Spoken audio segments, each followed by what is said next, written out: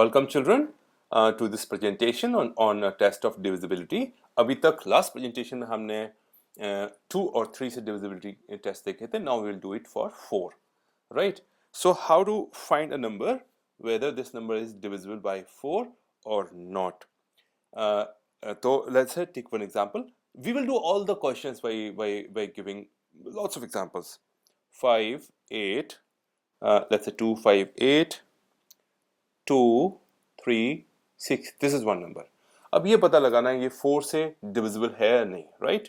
हम लोग अब इस वक्त हम लोग क्या कर रहे हैं? हम लोग कर रहे हैं टेस्ट ऑफ डिविजिबिलिटी.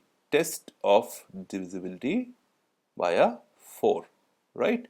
यानी कि ये जो नंबर है 4 से डिविजिबल है या नहीं है.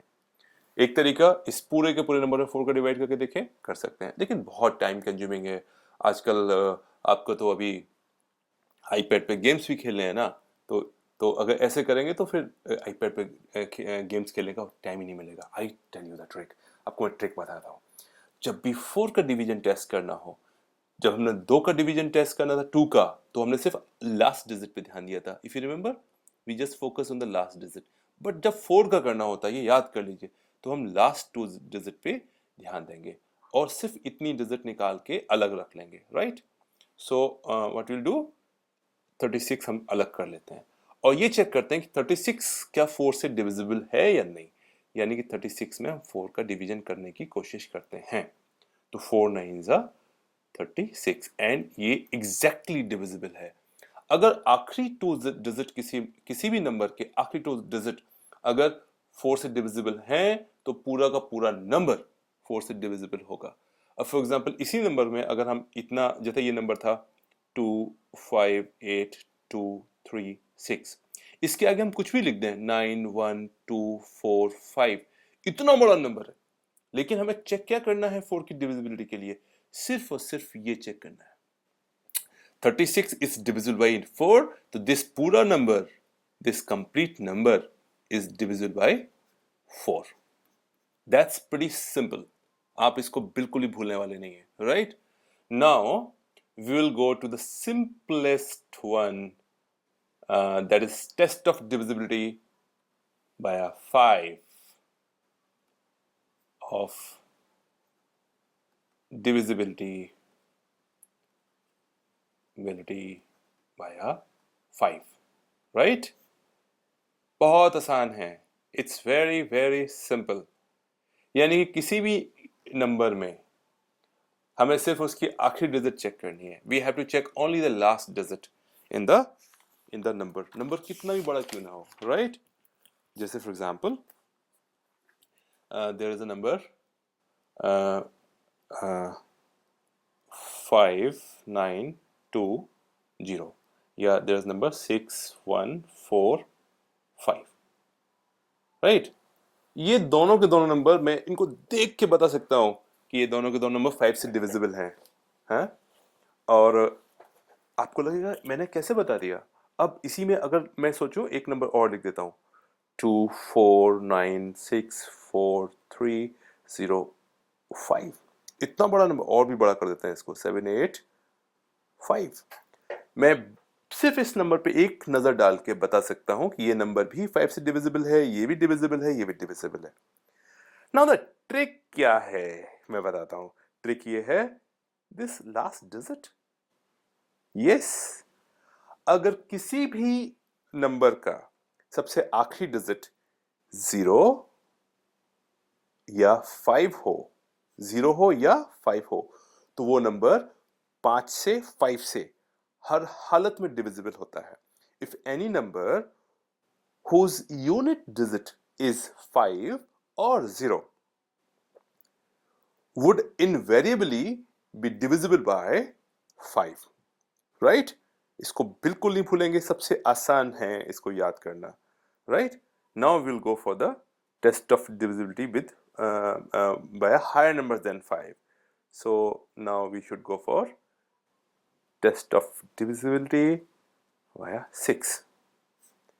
So now you see the common sense says if a number is divisible by 2 and the same number is divisible by 3 also, then the number can be divisible by 6.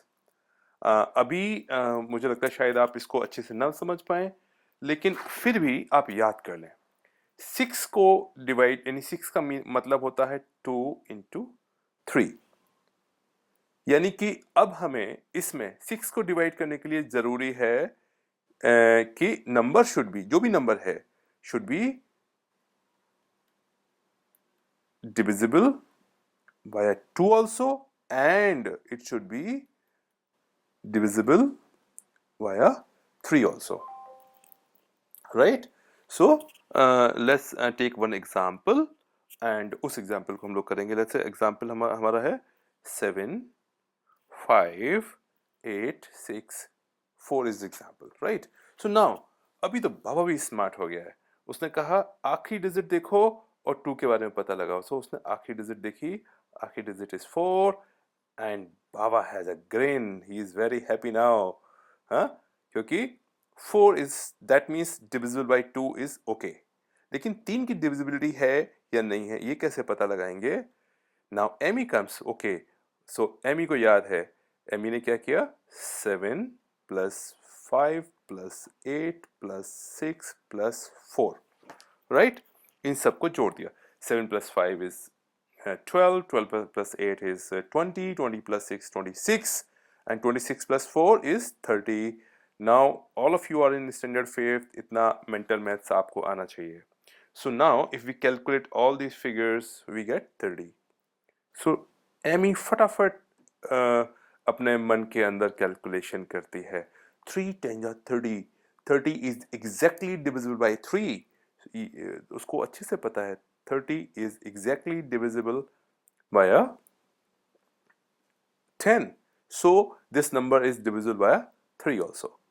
So जब कोई भी number 2 और 3, 2 and 3 दोनों से divisible होगा तो 6 से अपने आप वो डिविजिबल हो जाएगा, right? So do not forget this application, that a number which is divisible by 2 and divisible by 3 both, right, would be divisible by 6 also. अगर दोनों में से किसी एक से डिविजिबल है, दूसरे से नहीं है, तो 6 से डिविजिबिलिटी उसकी नहीं होगी। इस चीज को हम लोग एक एग्जाम्पल के माध्यम से देख सकते हैं। Let's take one example. The example is 2 7 5 6 8. अब बाबा तो बहुत स्मार्ट है, हो गया है। He sees 8, 8 को देख के बोलता है it is divisible by 2, 2 का टेस्ट ओके है, right? लेकिन 3 का टेस्ट पता लगाना है। So what he does? So now the Baba is trying 2 plus 7 plus 5 plus 6 plus 8, right? वो सबको सम कर देंगे हम इसको। हमें ये चेक करना है ना कि whether this number is divisible by 3 or not, क्योंकि जब 2 से होगा और 3 से होगा, दोनों से होगा तो 6 से होगा, अदरवाइज नहीं होगा। इसको हम सम करते हैं। 2 plus 7 9, 9 plus 5 14, 14 plus 6 20, and 20 plus 8 28. Now just check 28 is divisible by a 3 or not.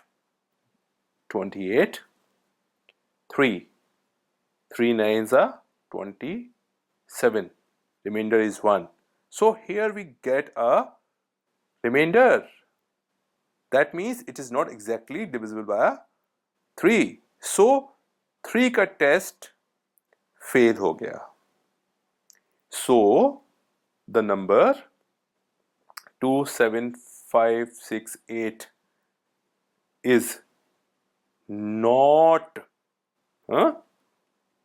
divisible by a 6. That is the reply that we can give. It's so simple.